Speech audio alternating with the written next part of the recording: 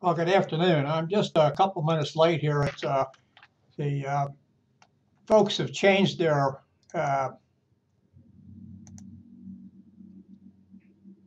their system, and it just takes me a little bit of time uh, to get in. So let's look at tonight. We're going to cover chapters 10 and 11.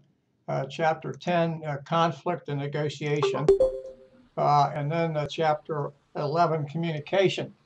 I sometimes wonder as we go through this why we don't do communication first before. Hello, Mr. Griffith. Why we don't do communication first before we do conflict and negotiation, but I didn't write the text and I just follow along as we have it. So let's look at what our study questions for chapter 10 are. What is the nature of conflict in organizations? What can conflict, how can conflict be managed? Excuse me. What is the nature of negotiation in organizations? And then finally, what are alternative strategies for negotiation?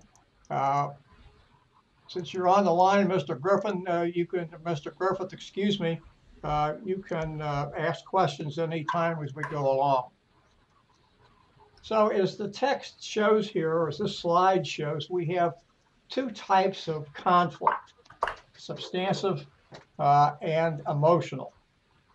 What I like to say about substantive of this is it means something. It stands for something. There can be disagreement over the use of resources or goals or objectives, but it means something. And each party to the conflict, if you will, can understand what's being said. Whereas emotional doesn't really have any basis to it. Notice the things that we come up with emotional, mistrust, dislike, and a few other type things.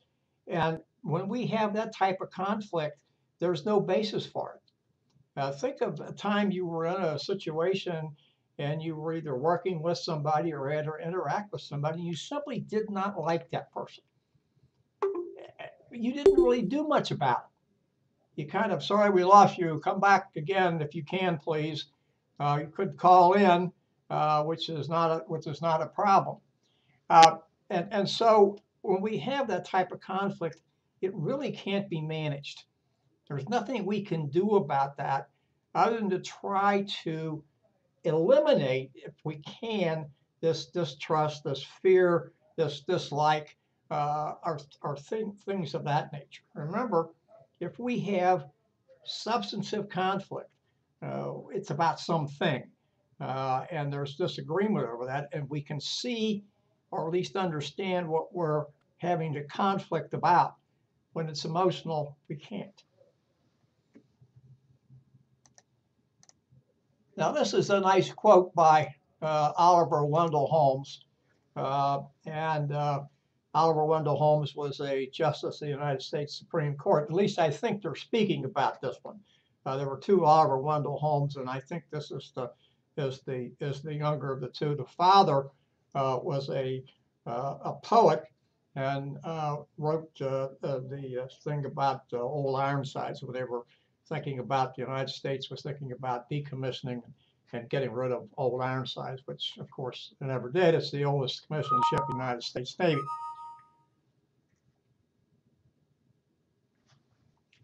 Now, let me see what Mr. Griffith wants here.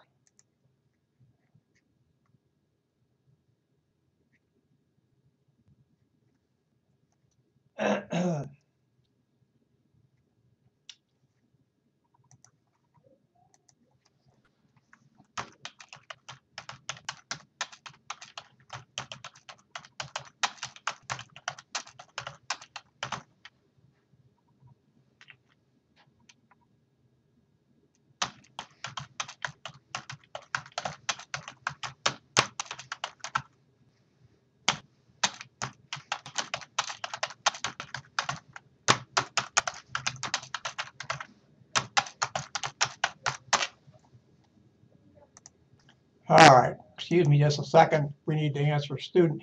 And what Oliver Wendell Holmes is actually saying here, and I think we should be cognizant of this, don't avoid conflict. Conflict can be a friend. You can use conflict to straighten things out and come to some kind of an agreement. Now, if it's going to be emotional, you're going to have problems. You probably aren't going to be able to do that whatsoever. But notice he says, read it as a friend. Don't read it as an enemy. Think about how you can work through the conflict and how the two sides can come together. And I hope as we go through this chapter, we'll be able to see that. We'll be able to see some ways to do some negotiation and things of that nature to get past the conflict. But I think that's rather interesting concept. Don't look at it as something that's going to cause you trouble all the time. Look at it as something where you can use to get across things that you want to get across. There are four levels, excuse me, of conflict within an organization, and they're interpersonal between two people, intrapersonal within the individual, intergroup, and then interorganization. And interpersonal, as it mentions here, we have four ways to try to come to this conflict and try to answer it. Approach, avoidance, and then approach, avoidance. Approach is when we have two positive choices here, two positive alternatives. And the text gives you a fairly decent type of idea of how you want to do this. And somebody might offer you a promotion or a desirable new job in another firm. Both of those choices are good choices, and you just have to make up your mind on what you want to do. Avoidance comes when you have two equally unpalatable choices to make. The text gives an example here of a promotion, a transfer opportunity to a less than desirable location, and you either take that or you're terminated. I don't know if you really hear of that either or that strongly at all, but you might hear, well, you can either take this or you're going to stay where you are. And then we have approach avoidance, where you can do something that has both positive and negative consequences. And the situation that's moved here is that you can get a promotion, but then you're going to have to give up some outside activities that you like to do. And then interorganizational, well, interpersonals within the individual. Intergroup is really when you're fighting for scarce resources, and this is something we need to remember. Resources in any organization are scarce. We might say they're finite, and so people are always competing to get the resources so they can handle their end, what they want to do, etc. And then interorganizational, that's a fight for market share. You have to look at this because it isn't necessarily just between corporations that make the same product. It's between corporations that are trying to get the same customer. And the customer has finite resources. Customer can only spend so much money.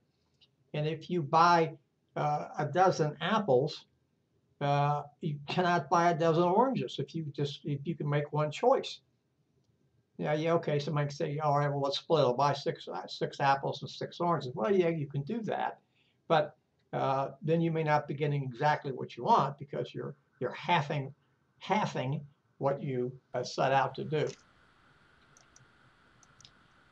And if we can take this a little bit further, when we talked before about, you remember we used the terms constructive or emotional. Functional or emotional, we come here to what we call functional conflict or dysfunctional conflict. And here again, when we talk about functional or constructive conflict, we're talking about things that can stimulate people to think. How can we do this? How can we do something else? There may be some issues here with goals and objectives and how we can reach those and what the conflict between the two of us is. But when we think of functional or constructive conflict, we think of something that can be managed. And the two sides can get into some type of negotiation, which we're going to talk about obviously a little bit later here. But the opposite of that is dysfunctional conflict.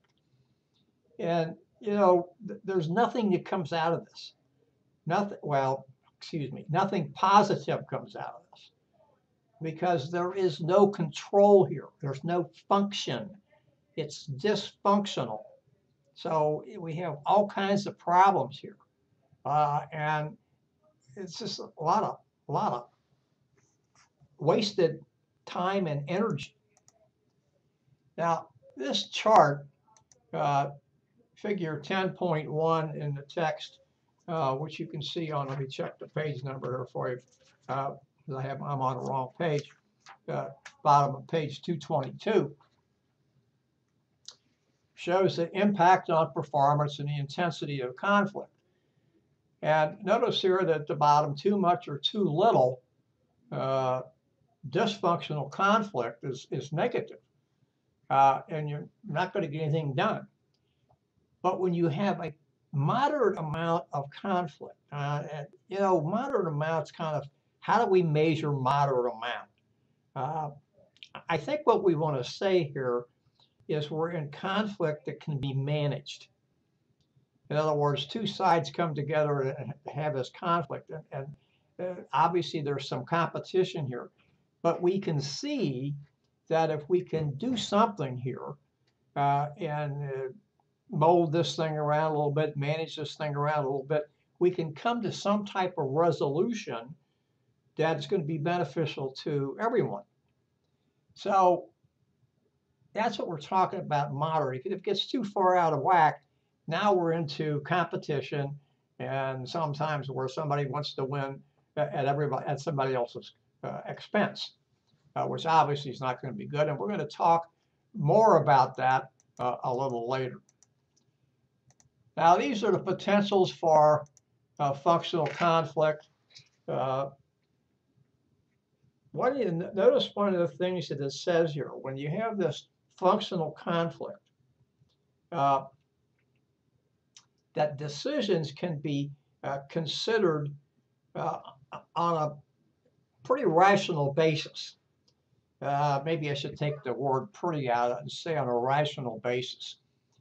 And because the conflict is functional, and because the sides have agreed that there is a conflict that needs to be worked through, then people will gather additional information to come in and we can look at it, we can address this thing in a logical, dispassionate way.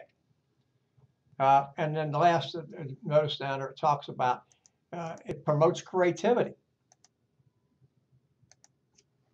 Now, excuse me, I went too far. These are potential outcomes of dysfunctional conflict. And what I like to say here, first of all, and I'm not going to read any of these to you, but it distorts your vision. You're not looking clearly at things. And relationships are affected. Emotions and negativity creep into this. We have a decreased sense of purpose and input, which will eventually lead to a loss. So we're not getting anything here. We're intransigent. And two sides have come in here, again, we'll talk about this later, and staked out a position. And it's maybe we even want to say it's my way or the highway. Well, that's not going to get you anywhere, because now we're into something where somebody's going to walk out and be winning and somebody's going to walk out and be losing, and it's going to be very difficult to bury those feelings.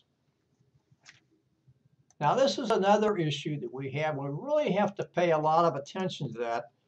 And we have to pay attention to that in this country, United States, more and more and more and more.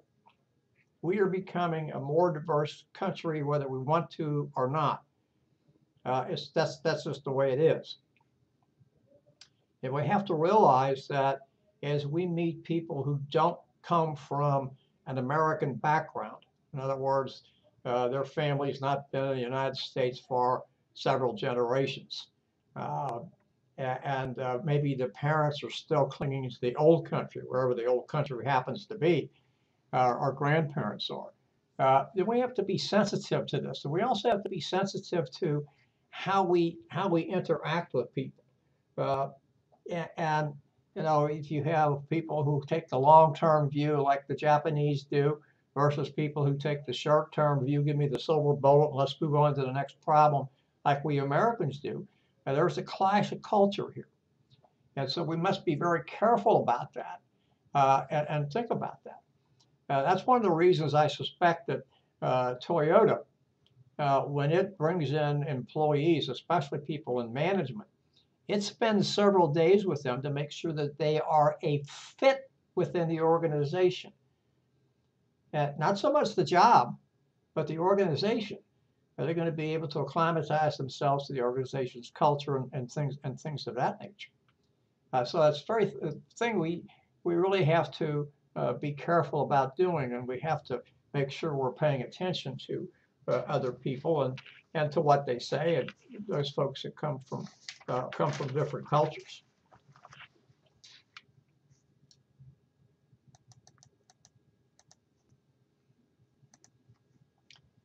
Now we're going to move to something term that we call conflict resolution.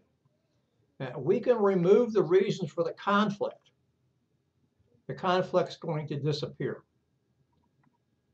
Now, think about that for a second. If we can remove the reason for the conflict, it's going to disappear. Now, I want to be clear here, and we're going to see it on these next several slides. When we say remove, that's exactly what we're talking about. That piece is no longer here. Now, maybe you prefer to use the term resolve. That's fine. We don't have to be stuck on words here. But what we're saying is we no longer have this reason for the conflict. So let's look about the conflict, and it talks about indirect and direct approaches to conflict management, which is several slides away. We're going to spend a little bit of time on this, especially on the direct methods. Now, this particular slide, figure 10.2, which you can see in your text on the top of page 225, gives us the genesis of the stages of conflict. So we start with antecedents. We move to perception. Remember, we talked about perception back in chapter 3. Then we're going to move to felt conflict, something that we actually feel here. And then we'll move to manifest conflict.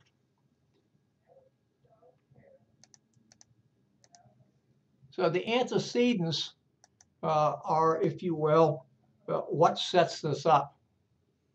And these are things that we have at the beginning. Think of this as a pot of water that's on a stove, and it's simmering. And the water is simmering. And maybe we should back that up and say we just have the water, and until we apply heat to the water, it's going to stay in the state in which it is. Oh yes, now eventually if we leave it out long enough, it's going to evaporate, but that's going to take some period of time. So we decide we're going to turn the heat up and see what happens. And so here we have the antecedent causing us to move along someplace else. So then we go from the antecedent to perceived conflict. And So we, go from the antecedent, the starting point. We know we're going to get substantive or dysfunctional conflict. And so then we go from there to perceived. And notice that this becomes the basis, the perception becomes the basis of the conflict. And remember, I don't think we actually used this term when we talked about perception, but perception's reality. And so now we have come for something, we perceiving it, and then we go to felt conflict, where we actually experience what the slide here says is this tension, and that causes us to take some type of action. And of course, the action is we want to eliminate what we have here, or reduce our feelings or something else. So we do something in this stage. So if you prefer, as opposed to action, although I'm sure people would prefer that, we may be reacting. And so we need to think of it in that fashion. And then we have what's known as manifest conflict. And in this particular situation, the antecedents actually exert themselves. And then we have what is known as conflict aftermath. We're going to do something here in this conflict aftermath. We're going to remove the antecedents, we're going to correct the antecedents, or we may move to what is known as conflict suppression. Now, if we have conflict suppression, the biggest thing to take away from here is that nothing has really changed. We have just said, if you will, yes, we recognize there's a problem. And we know that it's still there. It's like the 800-pound gorilla that's still in the room. That's probably too large for a gorilla, but that's okay. And we're just going to ignore it. So it's still there. We haven't done anything about it. And even though we say, if you look here at the bottom of this slide, we have control now for a particular period of time, that's a false sense of security. We haven't controlled anything. We've just simply, at least as far as I'm concerned, decided not to address the issue, realize it's still there, and we're not going to take any other type of action one way or another. It's there. So if we would go back to the pot of water, we have now reduced the heat to a level where the water is no longer boiling. We could say it's steaming, or if you made a pot of tea, it would be steeping, something else. But we're going to have to do something eventually. We've done nothing.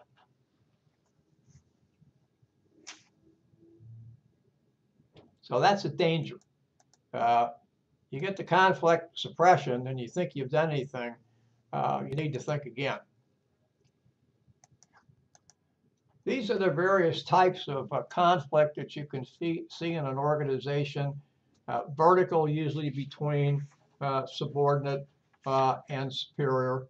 Horizontal, usually between individuals, maybe within a team, maybe two teams themselves. And there may be some hierarchy involved in that to some extent. Line and staff comes to a head, I think, most all the time. And the reason that it does is that the staff people are the experts. And the line people call them in to help them do something. We see staff people, maybe in information technology, human resource management, perhaps even in engineering. There may be some other things. And what happens here is that the line people say, come in, we need your assistance, your expertise. And the staff people come in and provide their expertise and the line people decide not to accept it. And that causes a lot of conflict. Why did you ask me in the first place if you're not going to take my advice? So that's something that's always built in there because the staff people have no authority to tell the line people this is what you have to do.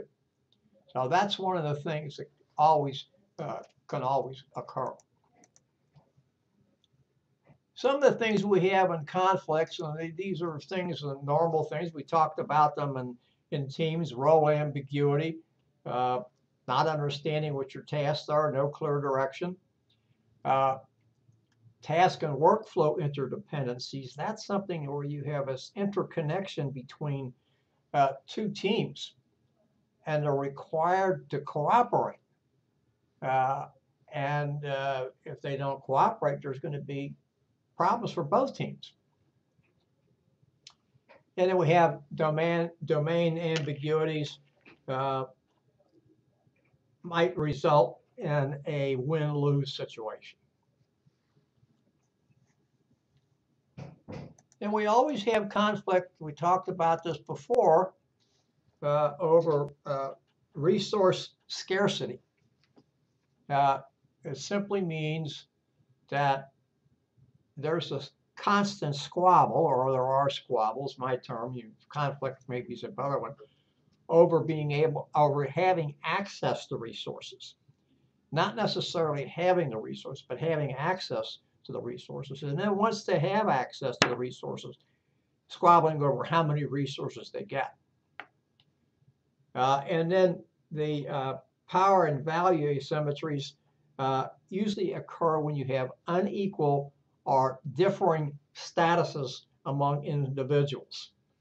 And when you have that, you have to understand that there's a difference in influence and a few other things. So it's really kind of a concern to make sure that there's some level of equality here. Although you're probably not always going to have it, but that's something that's optimum, something you'd certainly like to be able to choose. So now we've talked about a number of not so much types of conflict, but conflict itself in generalities. And so now we're going to talk about indirect conflict management strategies, and these can be seen on page 227 in the text. The first one talks about decoupling, unhitching, separation, and what you're doing here is you're just trying to keep the parties in the conflict away from each other. Not a lot of rocket science to that type of tactic, but if you can minimize the interaction, the hope is that maybe the conflict will lessen itself on its own. And sometimes that happens. Pardon me. We have a buffering type thing. And what buffering really talks about is making sure that inventory is built up so one party doesn't have to keep sending stuff to the other party. And that interaction, that conflict will lessen itself. Now, what's the danger with this? Well, the danger with this is as you increase inventory, you increase cost because it costs you to store inventory. And that is in direct contravention or direct contradiction to the mantra today of just-in-time inventory, where you have your suppliers providing you inventory at the time you need it for production. And so inventory is not sitting on your floor or on your shelves or in your warehouse or some other place, and you're not having to pay additional money to store it, etc. Upward referral, pretty simple. We just take this conflict and run it up the flagpole far enough that somebody's going to pay attention to it and say, okay, I'll take care of it. Isn't necessarily the best like technique. Now, this is me talking more than anything else. Isn't necessarily the best like technique. Most people in upper management do not want this type of stuff, and I'm going to use that word, these scenarios, better word, these scenarios coming to them unless it can't be resolved someplace lower. And so a lot of times what they want you to do, upper management, and this makes perfect sense, okay, you can send the solution up to us, excuse me, you can send the issue up to us, but recommend a solution. In this particular scenario we're talking about, there is no solution recommended. We're sending it upstairs for you guys to handle, or you gals to handle it, because we can't. And the mantra up above is going to be, you know, why do we need you guys if you can handle your own problems? So we have to think about that. I don't think this is a good tactic, but sometimes it works, and sometimes it's the best way to get things done. Well, we'll just send it upstairs and see what they have to say about it. Altering scripts and myths. I think that the text really points this out well. My note here says it changes nothing, and that's exactly right. What they're talking about here in the example they give is the department managers coming to a meeting, and they're supposed to be talking about substantive issues, and they realize they can't come to agreement on substantive issues, so they bicker a little bit about non-consequential issues, and they walk out of the meeting thinking they've solved things. So all this is doing is just, as the slide says, they're changing behavior. And it really does not address anything of substance whatsoever. But people can walk away and they can feel good about it and say, hey, well, look at what we did here, et cetera, when in fact, if you like the analogy, they're actually whistling past the graveyard at 3 o'clock in the morning. Now we're going to come to the direct strategies. Here we can see figure 10.4, which you can see on page 229 in the text.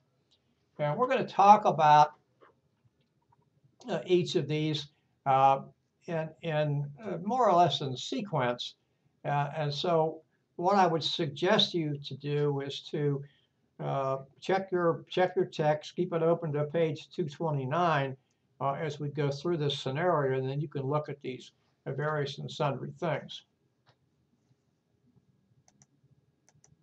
Now, the first scenario they give us here is lose-lose. And that means that in this conflict, each side is going to lose. They're not going to be able to do anything whatsoever. Nobody gets anything, and the issues remain as they were. The strategies that are used to come up with this solution, if you want to call it that, are avoidance, accommodation, and compromise. Now, I want to come back to compromise in a second. Avoidance, if you're not paying attention. You know, if I don't do anything here, this is going to go away. And you know, sometimes that is a tactic that's used, and sometimes it works. Quite often, it does not.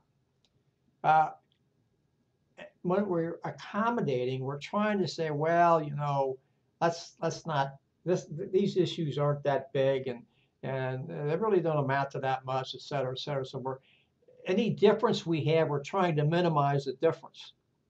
In other words, as far as I'm concerned, we're taking what could be, I want to use that term, what could be a substantive issue and turning it into something that's inconsequential. And so, you know, we're just not doing anything.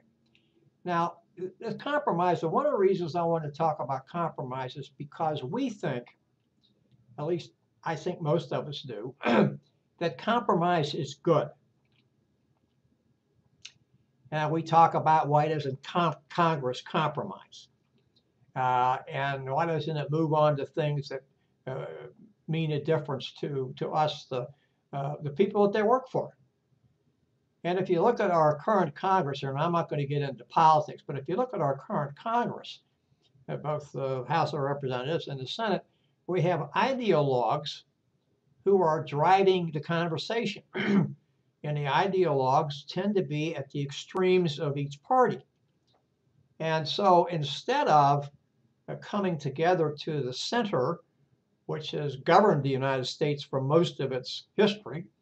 I don't do that. We're going to stake out positions and we're not going to move from them.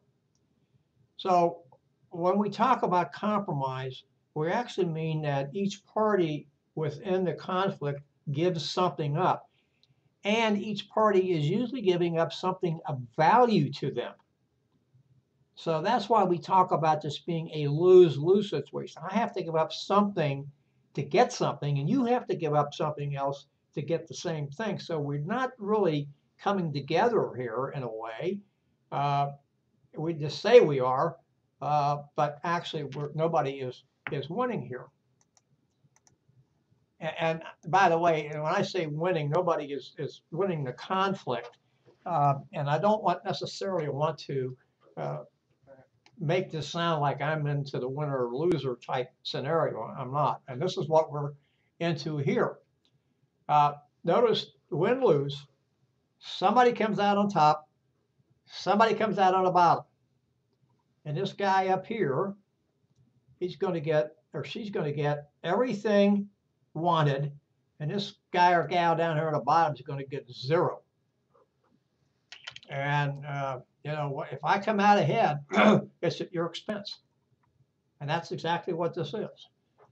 And there's 2 types of conflict, direct conflict strategies, conflict management strategies, excuse me, here. One is competition, and that's exactly what it says. We play a ball game of some sort. Person that scores the most wins. Other person loses. Now, yeah, there are some sports, professional football, if it goes so long, regular season, overtime, there's a tie. And some hockey games, depending upon how they go, I don't think they go that way anymore. I don't think the hockey games have a tie any longer. It's possible to have a tie on a horse race. But for the most part, any type of game, there is no tie. And then authority, simply this, authority imposes a solution. And usually when authority imposes a solution, there's going to be a winner and a loser. You can't clean that up any. It just won't happen. So we need to think about these things when we're into conflict and what type of thing we want to work through.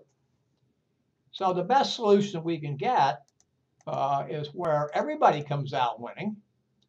And so we want to use that, and everybody gets something here.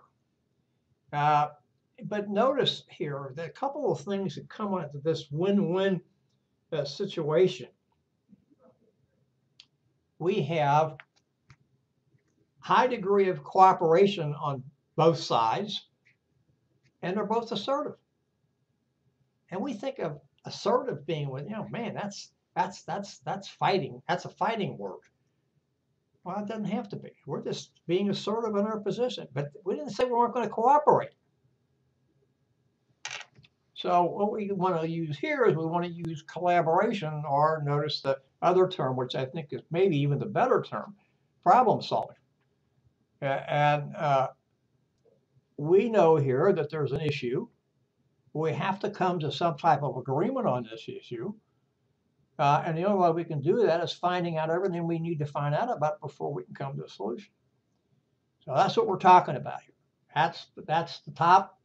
Notice that you find when you look at the square here in the text that collaboration or problem solving is up the top right-hand corner. Best possible outcome.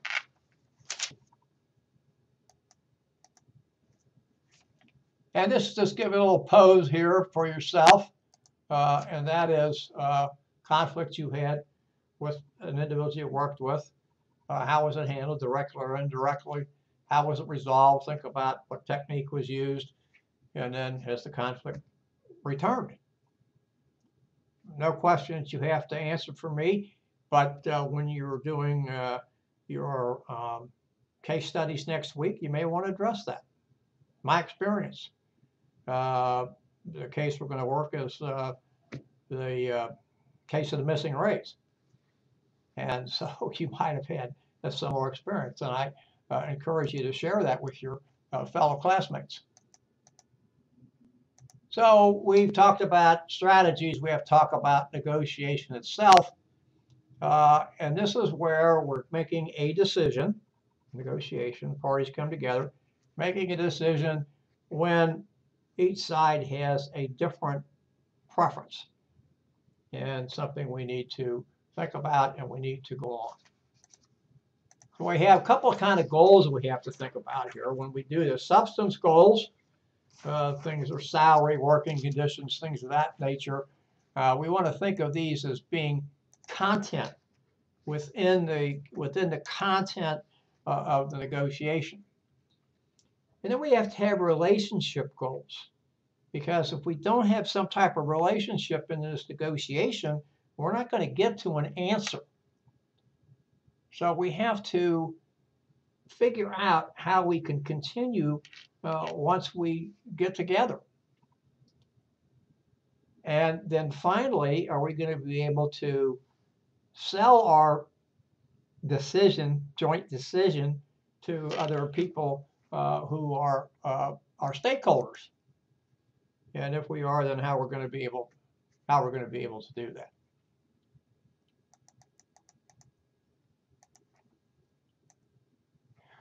These are effective negotiation factors. Notice what we talk about are quality, harmony, and efficiency. Quality, we want to focus on win-win. That gives us the best possible solution. Harmony, that talks about the lubricant that we use to keep the two parties amicable as they go through this negotiation. And efficiency talks about, let's address what we have to address, keep peripheral issues on the periphery, and don't waste our time resources.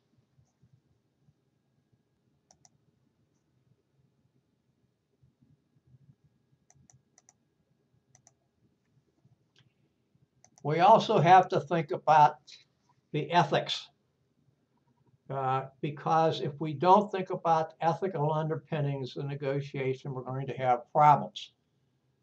We need both sides to act ethically. And we have this problem when somebody wants to get more than somebody else. That is not necessarily ethical, probably isn't ethical. I shouldn't say not necessarily.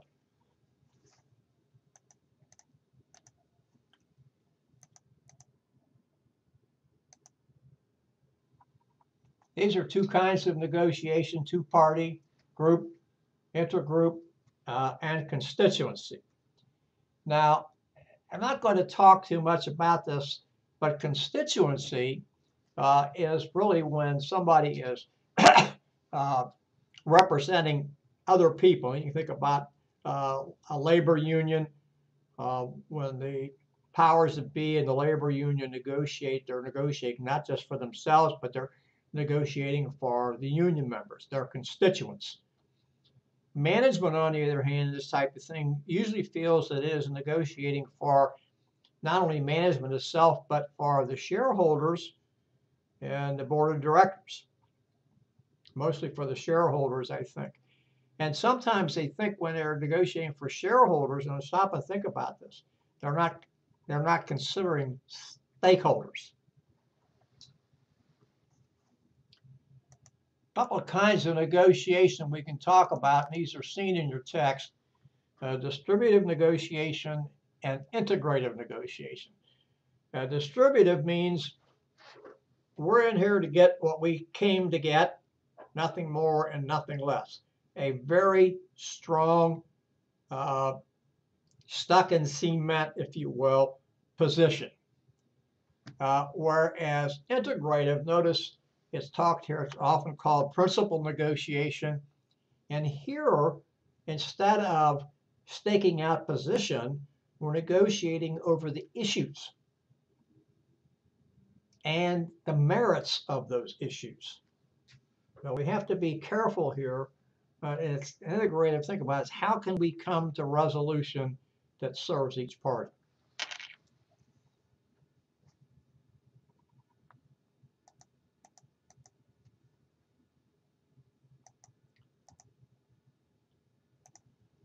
There's a little bit more on distributive negotiation. I don't think we need to really discuss this too much. There are two approaches to this. One is hard, and that's a domination loser scenario. And the other is soft. And if you look at the notes down below here, I don't have those committed to memory. It's where one side kind of gives in to the other side just to get the negotiation over with. Let's get this over with. The problem with that is nothing is really solved here.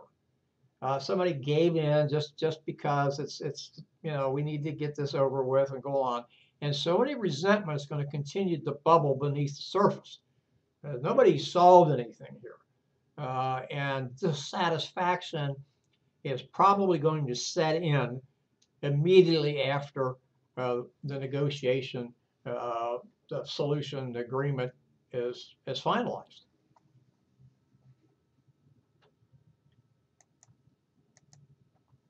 Bargaining zone, you can see this in your text, and that's I figured at the bottom of the page, figure 10.5 at the bottom of page 233. And this is the difference between one individual's reservation, minimum reservation, and the other party's maximum reservation. So you can see it in the text where employee's initial offer starts out at $50,000, for instance. Minimum reservation point for the graduating senior is, and then there's a reservation point, there's initial offer, et cetera, and where they finally agree. This is integrative negotiation. We talked about it a little bit before. Pardon me. I think the best thing to say here, this is not confrontational. How can we get the maximum benefit for each side? This is, if you will, and we'll even use this term here a little bit later, enlarging the pie. And so we think about what is, not so much what is, what can be. How can we achieve this? And obviously we're after a win-win solution. Both sides are going to get something out of this. They're not going to give something up.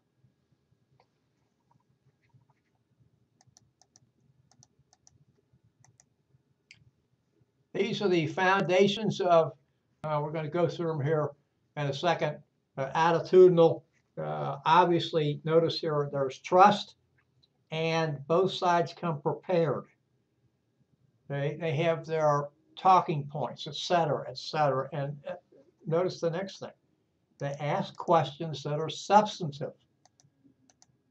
And we're talking about the issues here. We're not talking about things at the margin. This behavioral, I think, is really pretty important here. There's a whole bunch of things that you can look at, but the first thing is the focus is on issues, not on individuals and the individuals' personalities. Check the personalities at the door. Leave them outside. Come in here and talk about issues. Let's not talk about, well, Joe did this and I don't like Sam and something else. No, come on. Let's talk about the issues. What's of substance here? What is it we have to fix?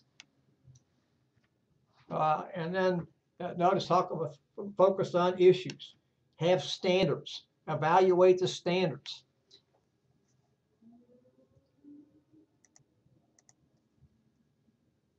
Informational. It means you know what you can do. You gather the information. You know what you can do and what you can't do if an agreement is reached or it isn't reached, excuse me. So know what's important to you, how you're going to be able to get agreement, etc. Those things are very necessary. If we don't do those things, we're not going to be able to move forward.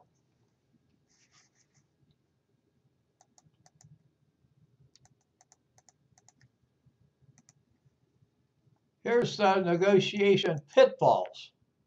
Notice the first one. I said we talk about fixed pie before. And I said, well, enlarging the pie, excuse me.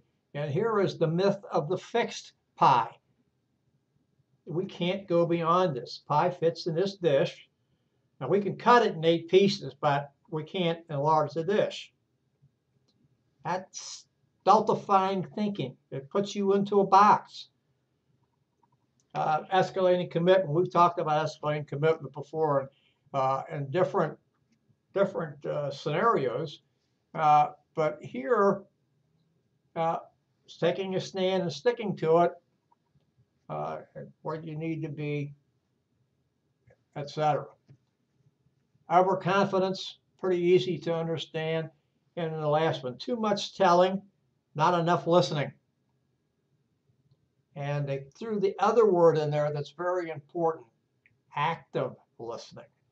Means you're paying attention. We'll talk about that when we get to communications in the next chapter. 2 types of third-party negotiation. I'm going to talk a little bit about both of these at one time. Mediation first, because I like to talk about mediation first, and that's the next slide. Remember, either a mediator or an arbitrator is a neutral third party. And the mediator is a lot different than the arbitrator. A mediator comes in. As a matter of fact, there's a federal mediation service of the United States government. And these folks come in, and their purpose is to keep the 2 sides talking. And they will shuttle back and forth between the sides and bring new thoughts back and different ideas and things of this nature to try to keep the thing going. Look at a mediator as a lubricator. That person that's what he or she's there for. They're trying to keep the sides talking, do their best to make sure the talks don't break down. Now, mostly here we're talking about negotiated contracts. And that's the purpose of these folks. Go back to the previous slide. We're going to talk about an arbitrator. And the arbitrator is, again, a neutral third party who has been agreed to by both sides. And both sides will say, if we cannot reach a resolution, we will call Sam Jones or Sally Smith in, our chosen arbitrators. We both sides agree to. And that person will come in and listen and make a decision which is binding on both sides. We find this a lot in sports contracts, especially in baseball, where the team and the player will go to arbitration. And the arbitrator picks a figure and says, this is what the contract's going to be. And what's the problem with an arbitrator? There's a winner and a loser. So be careful about getting arbitrators in. Many companies want employees to sign contracts that they'll use an arbitrator. The problem with that tends to be that the arbitrator usually already been selected by the company. So he or she's paid by the company. So who's that person going to side with? Now, I understand the reason for wanting to go to arbitration to keep down the cost of litigation. But if the arbitration is not parallel, both sides don't have an equal chance here, it probably is not beneficial to use an arbitrator. Well, the last 55 minutes we've talked about negotiation, conflict resolution. That brings us to the end of chapter 10. We are now at 5:28, almost 5:29. So we'll take a break and come back at 5:34. Thank you. Please come back at 5:34.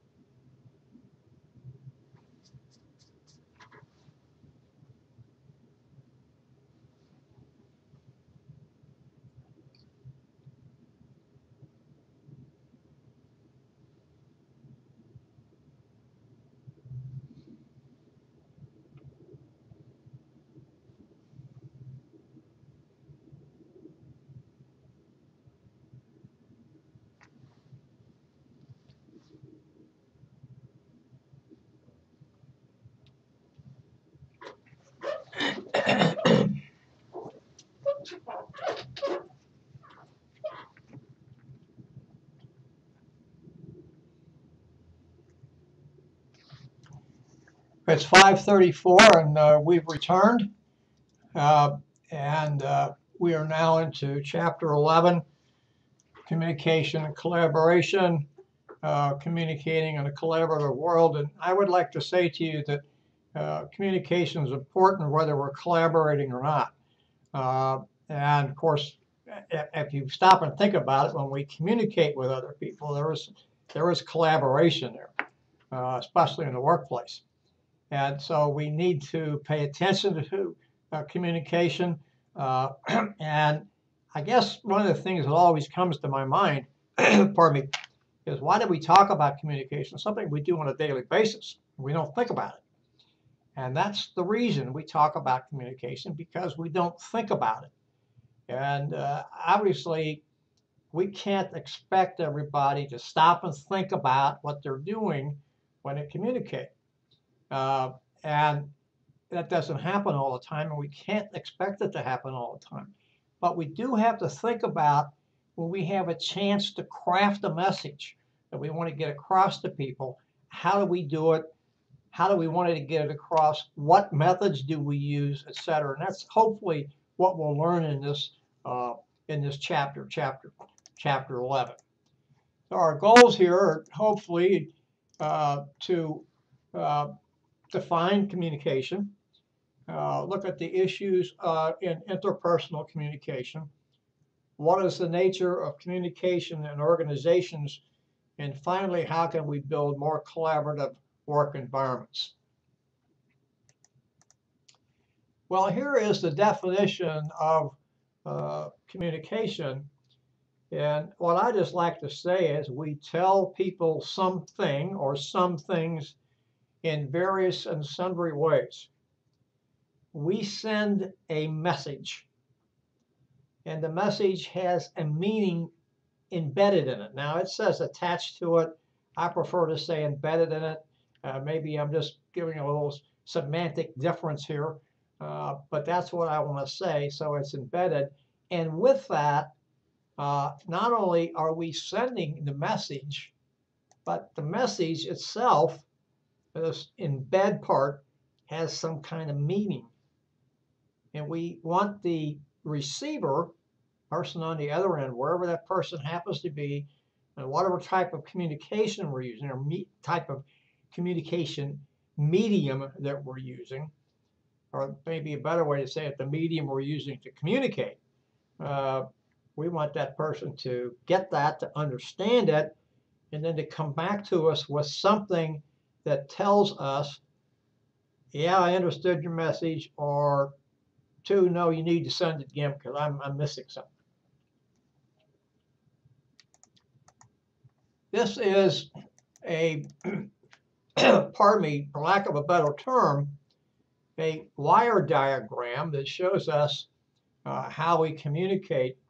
This is figure 11.1, which can be seen in the bottom of page 242 in your text. So here we have the source on the left.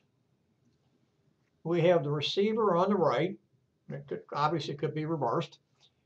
We have the channel. What medium are we using to send this through? Are we using telephone or some or email, or is it face-to-face or whatever?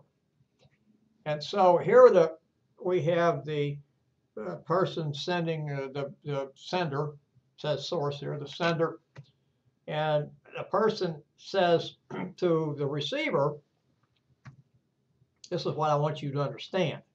Now, we don't say it that way, but that's what we say. And then gets over to the receiver, and the receiver unscrambles the message and makes sense of it. Excuse me. I didn't mean to stop in mid-mouth here. And one of the so then he or she, the receiver, sends something back to the sender, and it says, this is what I understood you to say. And we have all kinds of problems built in right here in the middle called noise. And that's anything that distorts the message or has the tendency to distort. And notice they're down here. Now, physical distractions would most likely only come face-to-face. It's possible that if you view what I'm doing here tonight, tomorrow, or sometime at your convenience, my hand movements, etc., may be some distortion, and you might say, I wish you'd stop that. And if you think that I do need to do that, please tell me. I guess I've talked with my hands all my life, and I'm probably not going to stop. And I try to do this for emphasis and give a little bit of pizzazz to what I'm doing here. and hopefully it will be meaningful to you. We may be talking it in different languages, and that's the thing I want to talk about, semantic differences. You know, I may use words you don't understand, and that could be a problem. And of course, we'll always have a chance of mixed messages. Cultural differences always are there to think about it. Status effects, we're going to talk about that a little bit more. But one of the notice the one here that really makes a difference, and that's no feedback. Nobody came back to you. Nobody said anything. You know, it's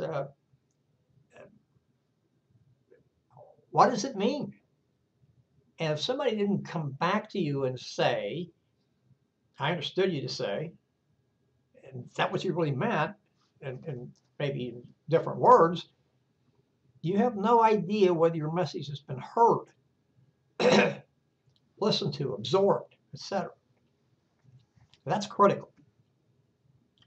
We have to always remember that communication is two-way. Now, we know that some's not, but there is a two-way thing about that. Think of television. Television is not two-way communication. You sit or stand someplace and somebody's talking to you. You might even think that person is talking at you, and you have no way of going back to that person and saying something. Interactive media, like we're using here, you could do that if you joined.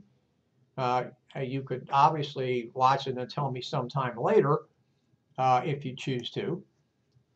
But real time makes a big difference. So here we just going back through the information we just talked about: the source, sender, receiver, and then the noise, anything that distorts. They use the word disrupt. That's okay. Communication, so it does not come back the way it was intended. And then here's feedback. I don't think we need to spend a lot of time on that, but what it does mean is that the receiver gets back to the sender, the source, in some fashion, and says, hey, I heard you loudly and clearly. Okay, we don't have to worry about that. But if that guy or gal is just saying that to us and really wants to say something else and we don't know that, then that message has not been delivered and heard in the way it was intended.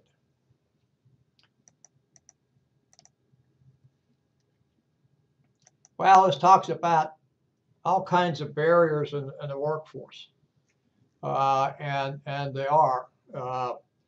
They can give us unintended consequences. The message could be hostile or perceived as being hostile, something like a performance appraisal, for instance. And, you know, performance appraisals are tricky, especially the feedback component. I always like to say that nobody should come to a performance appraisal feedback session and be surprised. If he or she is, then the supervisor's not doing his or her job, because they're not saying, you know, if there's something needs to be corrected, etc. They're not telling them that. And of course, the feedback session has to start on a positive note. And when you get to the negative part, you have to tell the individual, this is what needs to be changed, and this is how you change it. And I hope you noticed when I said that, I didn't talk about the person. I said, this is what has to be changed. This is how you change it. That type of feedback, you have to stay away from personality here. Now, there are occasions when personality comes into it. Somebody's deviant behavior or disruptive behavior, whatever it happens to be, that needs to be addressed. But we're just talking about normal performance appraisal. If you focus on task, don't focus on the individual. Task. That's what you want to improve, the task.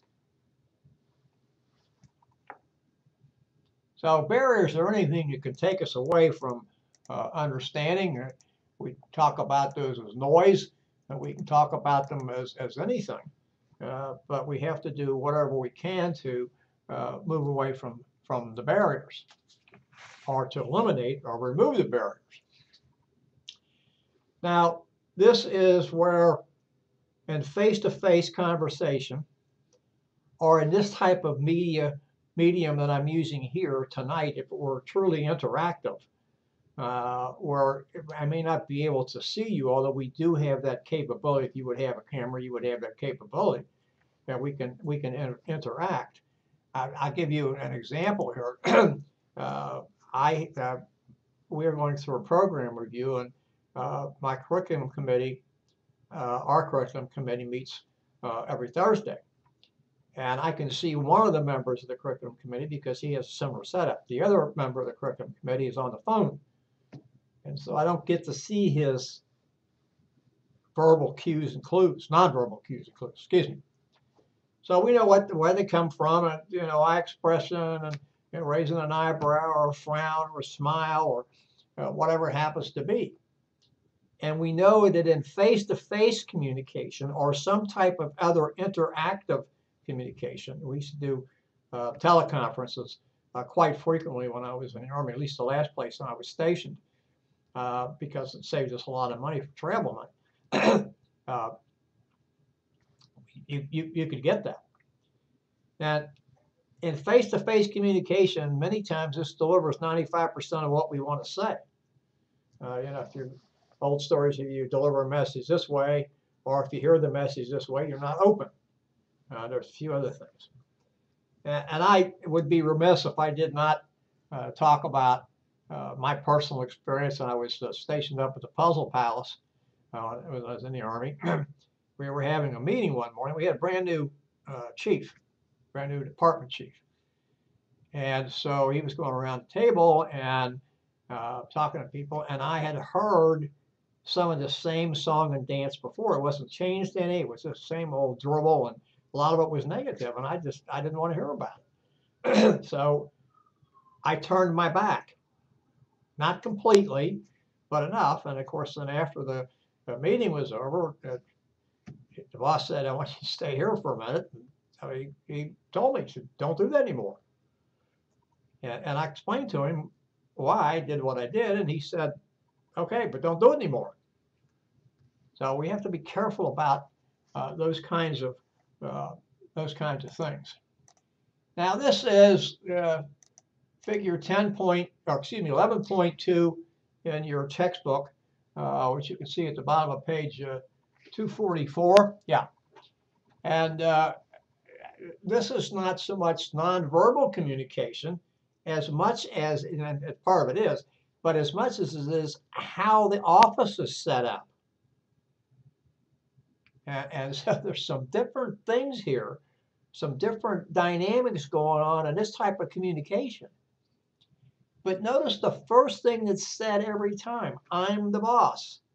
Now, if you go into the boss's office, think about this. If you go into the boss's office, does he or she have to tell you that he or she's the boss? Absolutely not. So here we have reinforcement. Even when we get to this forget I'm the boss. And it's very difficult. I can tell you when I was in the military a number of times that my boss would say, "Well, let's set our rank aside and talk." Well, you can't do that.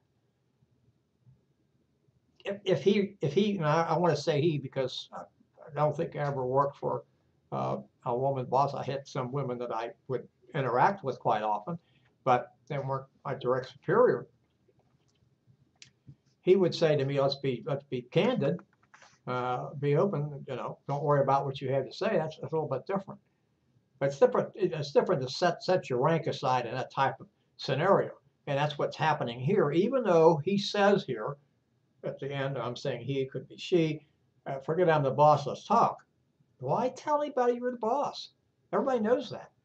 You don't have to tell anybody else. So it's pretty simple. This is what's going on. This is the dynamic here.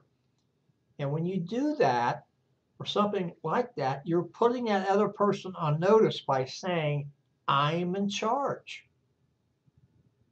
So think about that. If you are in charge and you want somebody to be candid and open with you, You don't start off by saying, I'm the boss. You could start off by saying, please sit down and tell me. Another scenario, when I was in the Army, we were going through an annual Inspector General inspection. And we got to the end, and we did fairly well. We probably didn't do as well as we could. And the boss said, you know, I want to tell you that one of the problems I have is I don't get good feedback. People aren't very candid with me. I always know what all our problems are. And he said, there's 3 people here that tell me on a regular basis what it is. I happen to be one of the 3, and he named each one of us. And I think he did that to tell the other folks, you need to tell me. And that's important. So we have interpersonal barriers. We're now talking about barriers to communication, and you can see these listed on page 245 in your text. Now, there's two parts to this. The first part talks about the individual is not able to objectively listen to the message that's being delivered because the individual may not trust them. There's some prejudice in it, there's some stereotypes, there's a few other type things. Now, it also happens that there's a corollary to this, and the corollary is the interpersonal barrier may be partly from the sender. And the sender's not doing what he should do. So anyway, we have selective listening and filtering. Selective listening means we're just going to listen to what we want to listen to, and the rest of it we're not going to pay any attention to it. Only listen to things that match what I think, nothing else. I already have this made up in my mind, what you're going to tell me. And everything you tell me that matches what I already think about, I'm going to let in, and all the rest of the stuff I'm not going to pay any attention out. Only parts of the information are getting through. That's the filtering thing.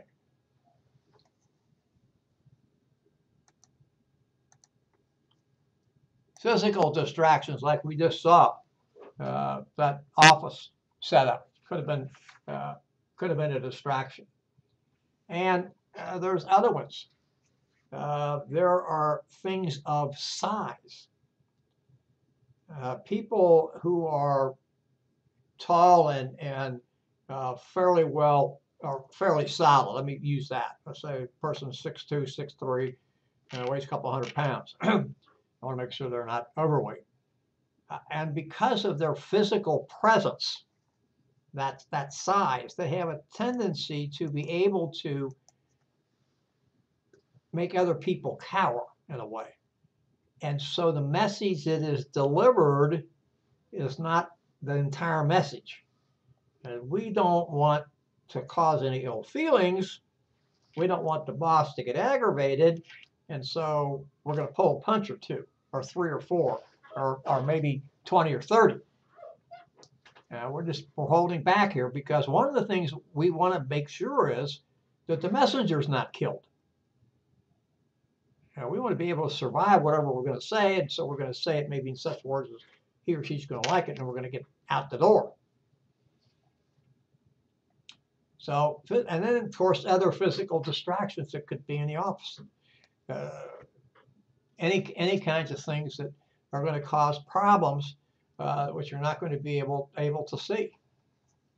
Well, I'm sorry, you do see them, but you don't see that they're that type of barrier until you run up against them. Semantic barriers. We kind of talked about this before. We don't use words that resonate with the person. We don't use words that person accepts and understands and knows what we mean when we use that word. And so we pay attention to that. Use the KISS principle. Now, it's what it says here. The way I used to hear it years ago was keep it simple, stupid. There was an old thing that we used to use in the Army. upon egress, extinguish the illumination. Just say turn off the lights. You don't need to say that. When you leave, turn off the lights.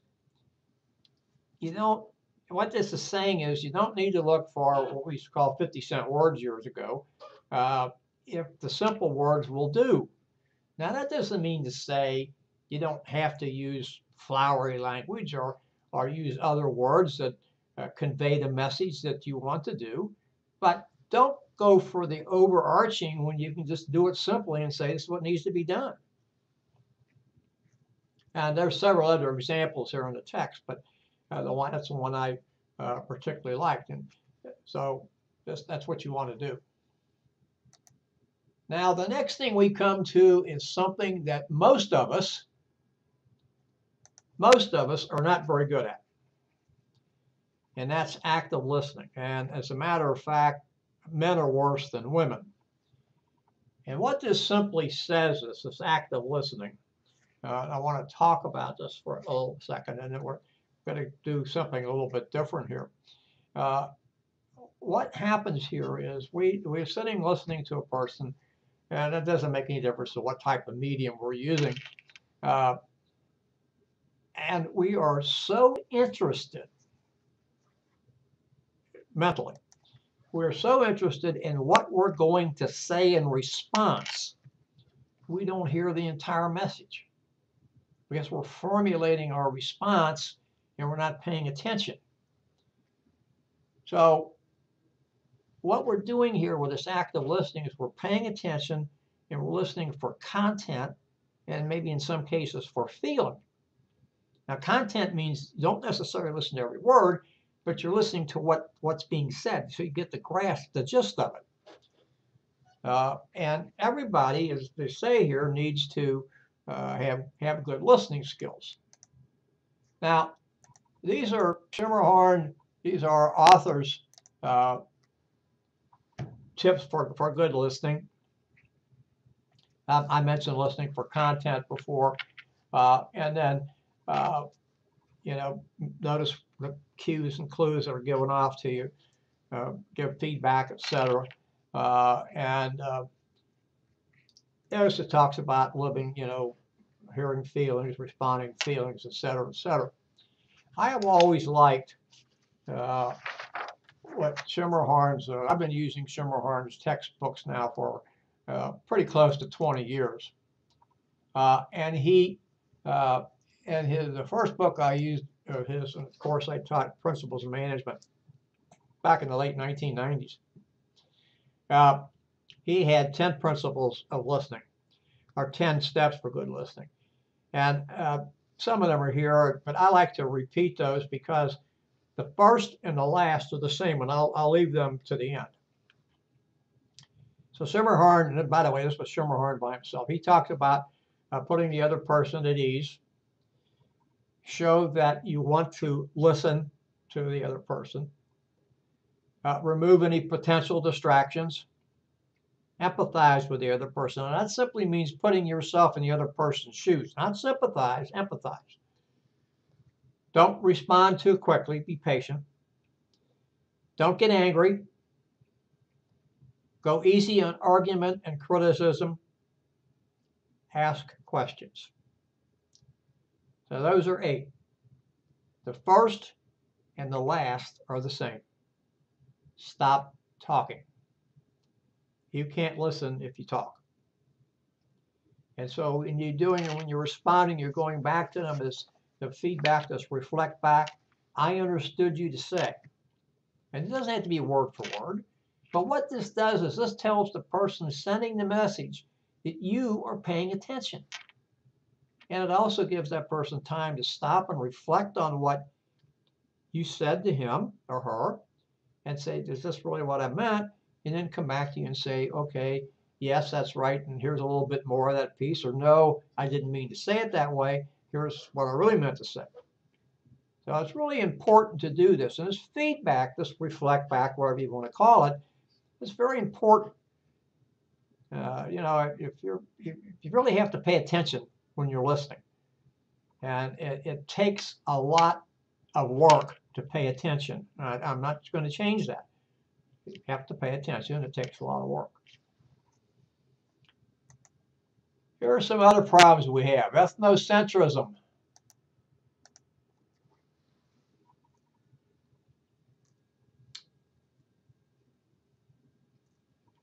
We have to be careful about this. It says we think that where we are from, I'm just using we as a categorical we, that what we have is better than anybody else's. And when we have that and we're talking to someone else from a different culture, we are always talking down to that person. And I want to give you an example. I'm hard of hearing. I wear hearing aids and it doesn't always help me. And so a lot of times when people are told, or I tell them I'm hard of hearing, they will speak louder. When in fact, I don't want them to speak louder. I want them to speak directly to me. I won't tell you that I read lips, but I probably do. I probably learned that since I've been wearing hearing aids the last 15, 16, 17 years, whatever it is. So that's what we're talking about. It's a similar type thing, but it's not ethnocentrism. We have to be careful about that. Now, parochialism, that just means the only way to do things is our way, nobody else's. You got to be careful about that. In this other cross-cultural communication, we have to be careful with word choice. Everybody doesn't understand exactly what we say, and there's a huge number of advertisements that American companies have put out that really sent the message that they didn't want to send. Told people in Mexico to buy a Nova. That means no go down there. Why would you buy a car that didn't go? There's other ones around, but that one always comes to mind quicker than some other ones.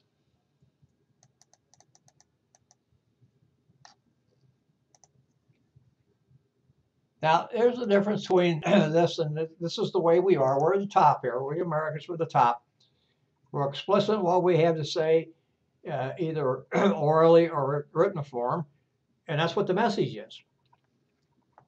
But high-text cultures, notice down here at the bottom in the slide, Asian cultures, Middle Eastern cultures, you have to interpret part of what's said because the message that's delivered to you, either orally or in writing, doesn't convey everything they want to convey. Inference interpretation goes on here.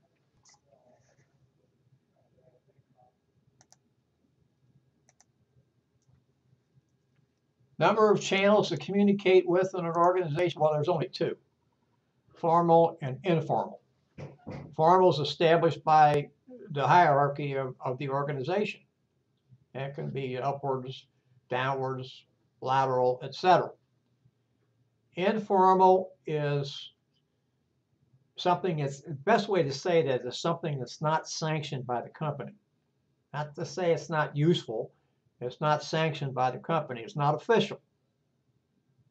So formal, informal, remember we talked about teams being formal, groups being informal. Think about it along those lines. And along with that, we have the grapevine. And we all know that we can find out more from the grapevine than we can from official channels because the grapevine is quote unquote official. Well, it's not. And we have to be very careful about that information coming from the grapevine. We have to sort through that and make sure the information that we're getting actually is truthful, because many times it's not, and people will act upon rumor, innuendo, or something else when in fact they shouldn't. So we know there's a grapevine involved, and we do get news from people who are or information from people who are active in a grapevine. I guess the first thing, I shouldn't say I guess, the first thing we should say to them is, where did you get that information? How do you know that's true?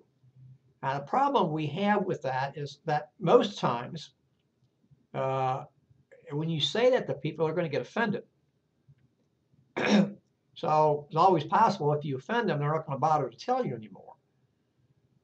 that may be good, may be bad, but you really can't act on information unless you know that's accurate. So you have to be careful with that. Now, the next thing we want to get into is a concept known as channel richness. And we can find a graphic of channel richness on page 252 at the top of the page, and we're going to get into that.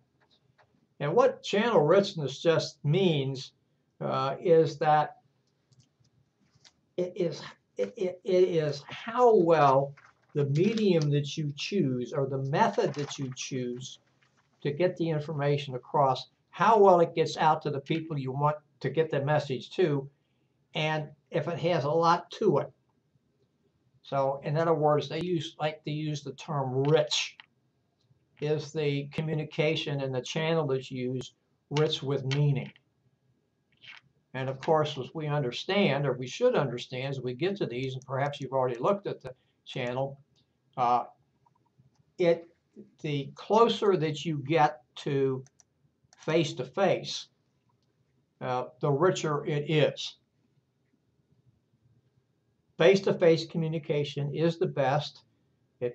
There's no substitute for it, but it is slow. And I give you an example. When I was stationed in St. Louis, we were back in the middle to late 80s, the very first part of 1990, we were getting into people more and more using internet and email and things of that nature. And we had a new commanding officer come in who was really into email. And so he would send the deputy commander an email. And the deputy was an old school guy, probably wasn't as old as I was, but he was an old school guy. And he walked down to the general's office one day and he said, "Why can't you just come down and tell me?" And so I showed the difference between somebody, they were about the same age. Matter of fact, the general might have been a little older, somebody who had embraced technology versus somebody who had not embraced technology. So we see that's the best, and then telephone, then some messaging are next, and then we move down to emails and the memos, and then the postings and bulletin boards and things of that nature. And so when we send a message, when we want to deliver a message, we have to determine what is the channel we want to use and how much richness is that going to be able to give us. And really, it depends. If you want to get a message out to the world in your organization, you're going to use email or maybe some type of social media or something of that nature. Maybe I shouldn't have said social media because that tends to be personal.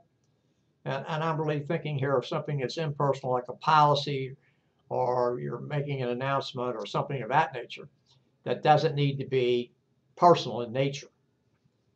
Yes, it affects everybody, but it doesn't need to be personal in nature. So perhaps I should stay away from social media. I'm not a big social media user, but that's irrelevant. I think what I'm after here is making sure I'm using the right terminology and I'm not confusing you or saying something that's not right. So probably I shouldn't have used the term social media. So you'd use an email or maybe a blog, which is not quite as personal, and post it on an e-bulletin board or something of that nature, where everybody would get the chance to read it. But you really don't care so much that they respond to that. You just want to make sure that they are aware of it. Now, if we look at the next slide on page 253, this talks about directions of information flows in and around organizations. And there's only 3 ways to communicate here: downward, upward, and lateral. And downward, notice what you're talking about here. You're talking about strategy, you're talking about policies, you're talking about instructions, etc. I am not sure that I want to add feedback here because, especially when certain things like strategy and objectives, those things are usually formulated and you have feedback before they come out. So when you finally publish those, you've already talked to people and you've gotten some input from them. So there probably is no feedback there. It may be same thing is true with policies as well. I mean, I'm just trying to stop and think about these things. Not that I've not thought about them before, but in my experience, those things are normally sent out to people for input. And then once they're formulated and finalized, they're not asking for additional feedback. Upward, you're telling people up above something, you've got an issue perhaps, you've got some suggestions, et cetera, et cetera. And then lateral is coordination. And feedback is needed in coordination. So I don't see the downward so much as coordination. Upward can be, but these are all things to look at, and it just shows you how they are, how they go up and down, et cetera, here within the middle. So feedback is critical. Obviously, I think there's sometimes when you're not going to get feedback because you've already gotten input before you disseminated this, and so you're not going to ask for feedback afterwards.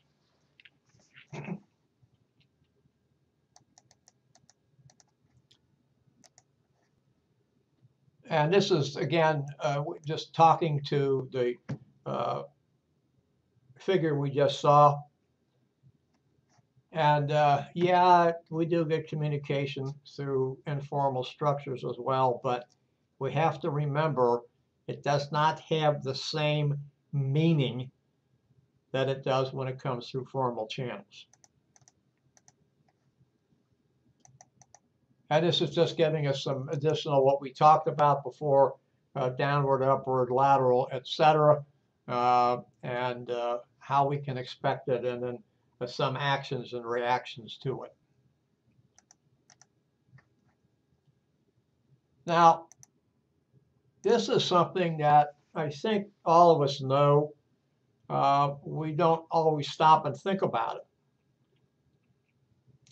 Because of this type of medium that I'm using, which is a combination of a PC that has telecommunications capability, we've really changed the way communication goes on in the organizations today, and we find fewer middle managers because one of the things that managers did years ago was to pass on communication. We didn't have instantaneous communication like we have today. And so we find fewer middle managers around, and that can be good or can be bad, I think, depending upon the way you look at that.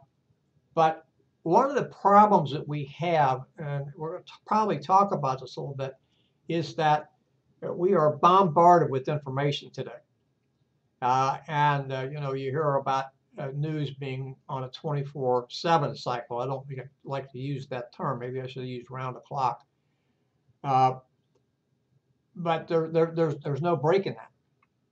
Yeah, if you turn on CNN or Fox News or something, it goes on all day. I'm talking about the national Fox News. A lot of what you hear is going to be regurgitated. You heard it at 8 o'clock, you hear it again at 11, etc. But there's usually something a little bit different somewhere along the line. So we know that, and because of that, information is there all the time. Years ago, if you worked for an organization, you were a salesperson, for instance.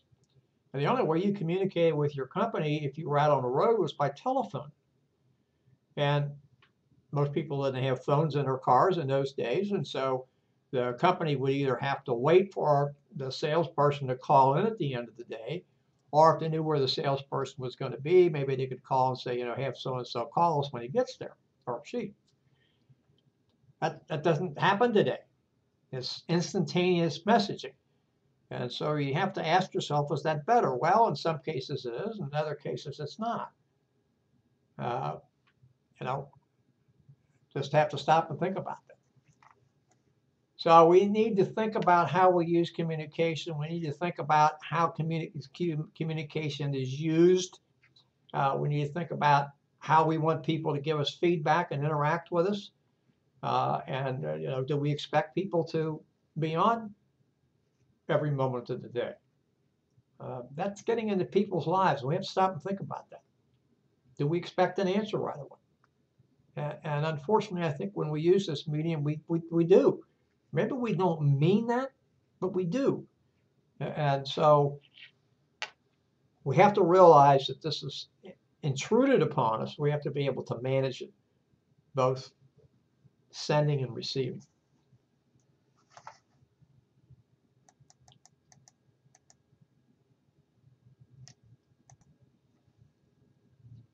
And here are some disadvantages of electronic media. Of course, the biggest was we can't see people's reactions. We don't see those nonverbal cues and clues. I think the one up above there is there's no personality. It's just there, and it browbeats you. That's technology, and when we don't see those neck down here. We don't see emotions, and it's really hard for us to gauge some things without being attuned to that or seeing it. The last one I kind of said, I sort of alluded to it before and talked about it, it's information overload. We get so much, we have to make sense of it and keep away from things that distract us from things that are important. Every piece of information we get is not important. We have to go through it. There's an old talk about years ago about when work came into your in basket. We don't have in baskets as much today as we used to have, but you spend 80% of your time on 20% of the stuff that you get, and you don't have that great a payback. And you spend 80% of your time on 20%, you get good return. Excuse me, I'm going to get this wrong. You spend more time on things that you don't get a big payback for, 80-20 and the reverse. So what you need to do is separate what you get in and put priorities on them. This is an A category, this is B category, this is C category. Now the object of the B category is in the middle, A being high priority, C being low priority, B is in the middle, is move the B things to either high priority or to low priority.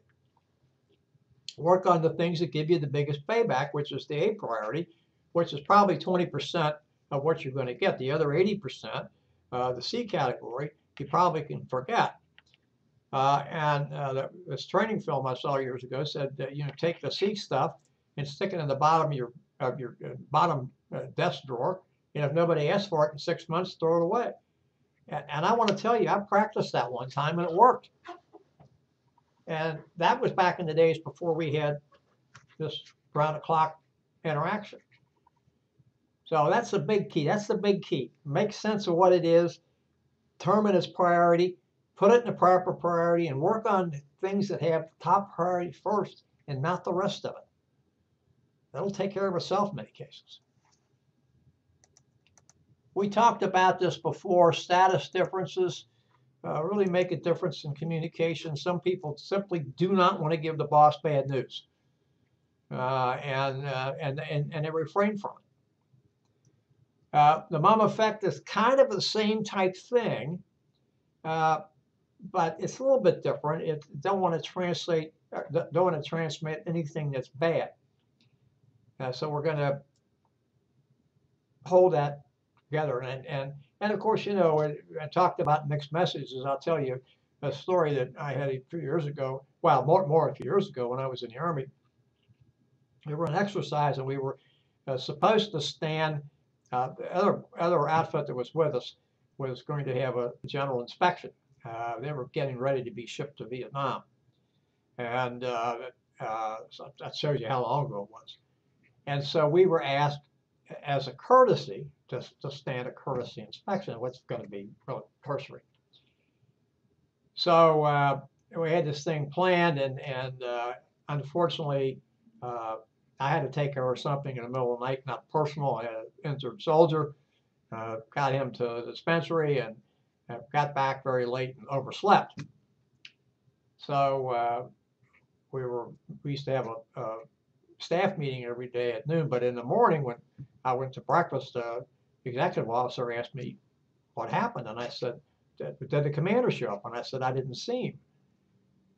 And so then we came back and had the staff meeting around noon. Commander said, well, he said, we couldn't rouse anybody. Yeah. And I had already talked to the commander, told him what the situation was. He said, don't worry about it. Yeah, the executive officer said to me, I thought you said they didn't show up. I said, that's not what I said. I said, I didn't see them. Mixed message. Have to be careful. Collaborative environments simply mean we want to work together. We try to break down barriers, not establish barriers. Try to be supportive, transparent, things of that nature. Openness, something we really have to work on. You know, that's tough to do in communication. We have to think about that. We tend to pull our punches sometimes. We don't want to be too far out there. We don't want to be sending bad news. We don't want to be attacked for sending bad news or delivering bad news. We have to stop and think about what it is we want to do and how we want to do it. This talks about interactional transparency, openness, information with meaning, feedback, very critical.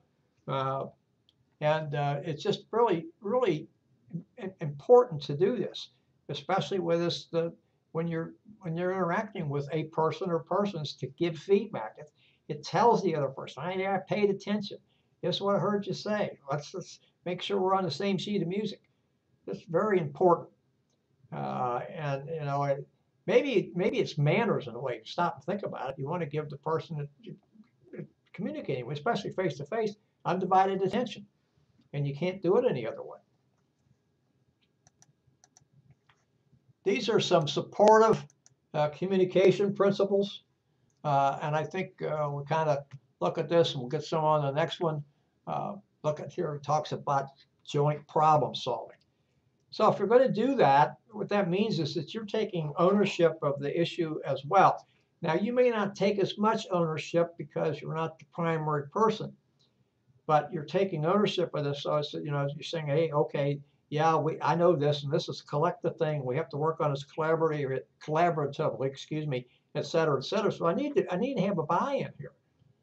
If I don't have a buy-in to this, maybe that's not actually taking ownership, but if I don't have a buy-in to this, then I'm kind of out here on the periphery. I don't understand exactly what it is. So that's kind of what I'm talking about here.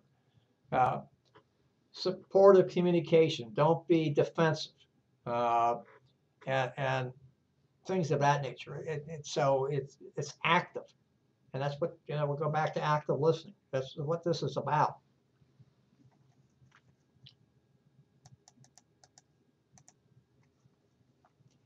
And some things here, as we get to our last slide, we've talked about here before.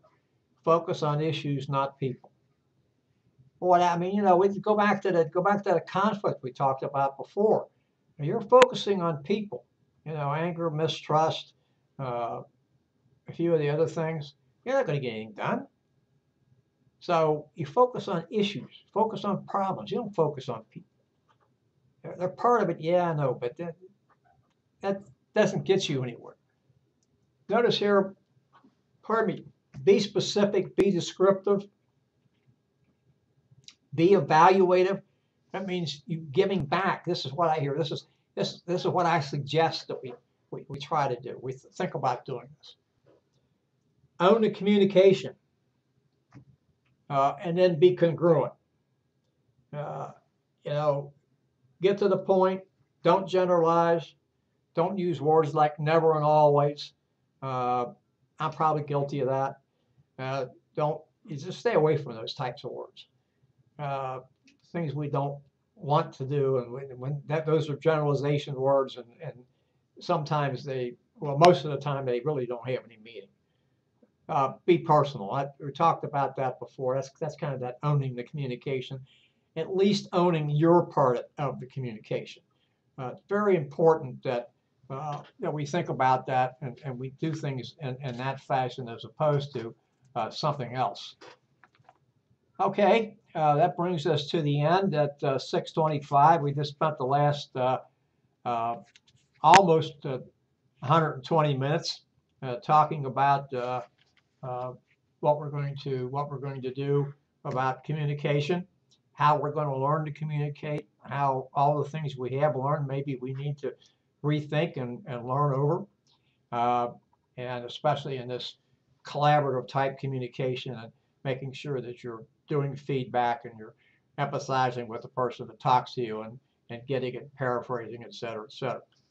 So we will move on from this and we will move into thinking about discussing next week chapter 12, Power and Politics, and then chapter 13, Leadership Essentials. One does lead into the other, and this Leadership Essentials will be our first 2 chapters on leadership. So I thank you for your attention this evening. I will get the lecture recorded here and we'll have it uploaded tomorrow. I do have a meeting at 9 o'clock, so I hope to have it uploaded by 9:30. So thank you very much for your attention and good night.